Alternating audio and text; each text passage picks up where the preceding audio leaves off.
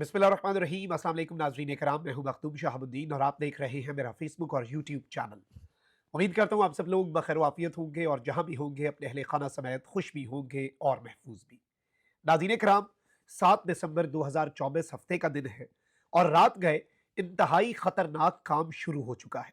एक जानिब इमरान खान साहब ने सिविल नाफरमानी की कॉल दे रखी है, डेडलाइन दे रखी है और उस डेडलाइन से पहले इस वक्त पूरी की पूरी पाकिस्तान तहरीक इंसाफ की लीडरशिप उसके हवाले से बड़े अहम तरीन मामलात होने वाले हैं।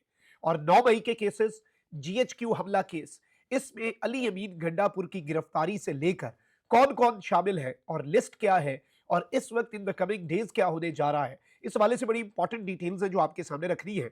और इसके साथ ही साथ इस हुकूमत के लिए भी मुश्किलात में इजाफा होता जा रहा है। बदस्तूर पाकिस्तान तहरीक इंसाफ के लिए तो मुश्किलात पहले भी थी, उनके लिए कुछ नया नहीं है, लेकिन इस हुकूमत के लिए दो प्रेस कॉन्फ्रेंसेस, एक प्रेस कॉन्फ्रेंस इस्लामाबाद में और दूसरी खैबर पख्तूनख्वा में, और इसमें जो दो खतरनाक मुतालबात हैं उन्होंने शहबाज शरीफ की हुकूमत का भुरकस निकाल के रख दिया है।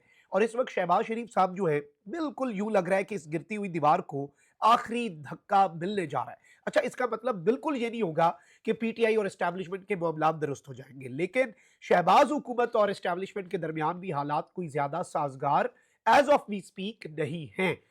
सिस्टम जो है वो अल्टरनेट ऑप्शंस पर गौर कर रहा है, बहुत सी और चीजों को भी लेकर चल रहा है, तो उस पर भी हम आपको पहले भी आगाह कर चुके हैं। तो आज के दिन की दो डेवलपमेंट्स ने मुकम्मल तौर पे मंजरनामा तब्दील किया है। सबसे पहले नाज़रीन इकराम, मैं आपको ये बता दूं कि फायरवॉल इस वक्त लगी हुई है। आपको पता है हमारी वीडियोस VPN के बगैर एक्सेस नहीं हो पा रही और बहुत ज्यादा कमेंट्स आ रहे हैं, ईमेल्स आ रहे हैं, मैसेजेस आ रहे हैं।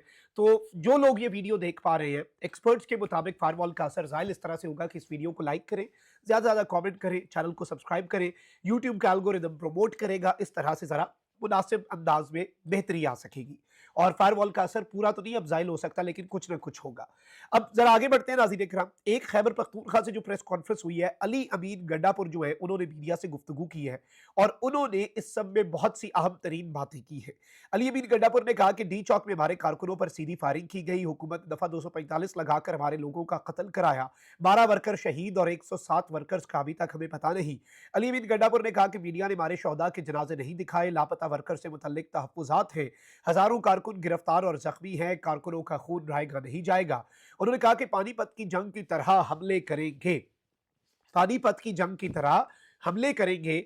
5 हमले हमने कर लिए, जिस तरह महमूद गजनवी ने 17 हमले किए, हम भी उसी तरीके से हमले जारी रखेंगे और कभी ना कभी हमें कामयाबी जरूर मिलेगी। अब ये जो स्टेटमेंट है जरा इसे समझे कि हमने 5 हमले कर लिए, महमूद गजनवी की तरह हमें 17 हमले भी करने पड़े तो हम करेंगे।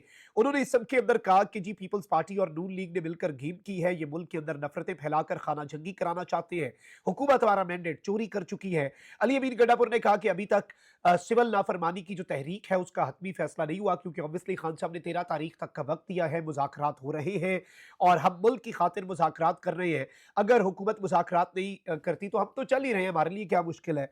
और इस सब में मैं आपको ये बता दूं कि अली अमीन गंडापुर ने इसके अलावा कुछ और बातें भी की। एक तो बुशरा बीबी साहिबा को अकेले छोड़कर जाने की तरदीद की और अली अमीन गंडापुर ने कहा कि मैं तो एहतजाज वाले दिन पूरा वक्त बुशरा बीबी के साथ था, अगर बुशरा बीबी किसी और के बारे में ये कह रही है तो उनसे पूछे, मेरे बारे में ये बात नहीं होगी और मैं अपना बता सकता हूं कि मैंने बुशरा बीबी को नहीं छोड़ा।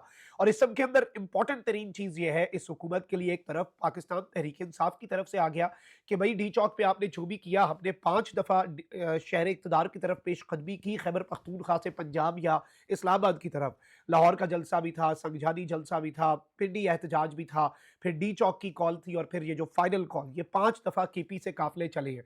उन्होंने कहा हम मजीद भी करते रहेंगे, महमूद गजनवी को 17th अटेम्प्ट में कामयाबी मिली तो हमें भी मिली जाएगी, हम अपनी कोशिश जारी रखेंगे। वही दूसरी जानिब दूसरी प्रेस कॉन्फ्रेंस जो हुई है वो बड़ी इंपॉर्टेंट है। मौलाना फजलुर रहमान साहब जो है उन्होंने इस हुकूमत को टफ टाइम दिया हुआ है और मदारिस से मुतल्लिक बिल जो है उस पर इस वक्त चीजें बहुत ज्यादा खराब हुई है। मौलाना साहब हुकूमत का जो स्क्रू है वो टाइट कर रहे हैं। इसी दौरान एस्टैब्लिशमेंट के करीब समझे जाने वाले फैसल वाडा जो कि इस वक्त नून लीग के ऊपर चढ़ दौड़े हुए हैं, वो भी मौलाना साहब के पास जाकर मिलते हैं और उसके बाद मौलाना साहब के अंदर मजीद एग्रेशन आ जाती है। मतलब ये कुछ तो है जिसकी पर्दादारी है, चीजें इतनी भी सादा नहीं है जितनी शायद हमें सामने लग रही हो। اور یہ تو ٹپ آف دی آئسبرگ ہے بس۔ اب جمیعت علماء اسلام کے امیر مولانا فضل الرحمان نے کہا ہے کہ مدارس سے متعلق اعتراضات پر کسی طور غور نہیں کریں گے۔ 26ویں ترمیم کے مسودے میں اس پر اعتراضات نہیں اٹھائے گئے تو اعتراضات اب کرنا بدنیتی ہے۔ اور مولانا فضل الرحمان نے کہا کہ میں قدیم اور جدید تعلیم کہنے کے خلاف ہوں، علم ہے، تمام دینی مدارس کو دباؤ میں رکھا گیا ہے، ہم حکومت کے نظام میں رہنا چاہتے ہیں اور ہم ریاست سے تصادم نہیں چاہتے، لیکن اگر ہمیں تصادم پر مجبور کیا گیا تو پھر ہم تصادم کی طرف جائیں گے۔ اب ایک طرف تو یہ ڈیولپمنٹ ہے، تو وہیں دوسری جانب جو پاکستان کے منسٹر فار ڈیفنس ہیں، جو کہ ٹیکنیکلی تو ایم این اے بھی نہیں ہے اور ریحانہ امتیاز ڈار صاحبہ سے ہارے ہوئے ہیں، خواجہ آصف، وہ اب سٹیٹمنٹ دیتے ہیں کہ جی عمران نیازی عدلیہ سے آج بھی سہولت کاری چاہتا ہے جو 9 مئی کے بعد ملی، ان کے خلاف کارروائی بھی اسی وجہ سے نہیں ہو سکی کیونکہ عدلیہ ان کی پشت پہ کھڑی تھی۔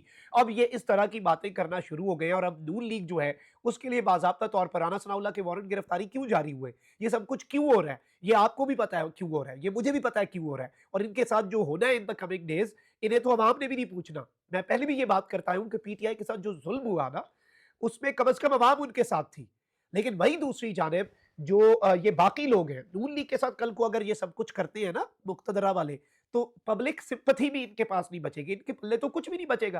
اور اب اسی چیز میں یہ بوکھلائے ہوئے ہیں، ڈی چوک والے معاملے کوئی کیا پتا بہانہ بنا کے ان کا بھی مکو ٹھپ دیا جائے، یہ ڈرے ہوئے ہیں اندر سے۔ اور اب مولانا صاحب جو ہیں وہ ادھر سے نکل آئے، ادھر سے خان صاحب جو ہے وہ سول نافرمانی والا معاملہ کر دیں، یہ تو ٹو فرنٹ وار ان کے لیے بالکل بھی آپ مکمل طور پہ کہہ سکتے ہیں کہ چیزیں خراب ہیں۔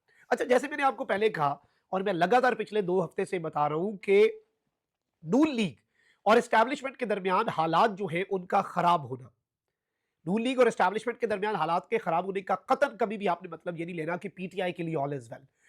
وہ الٹرنیٹ آپشن سوچ رہے ہوں گے، قومی حکومت کا سوچ رہے ہوں گے، بلاول کو لانے کا سوچ رہے ہوں گے، پی ٹی آئی کے لیے مشکلات ہی ہیں۔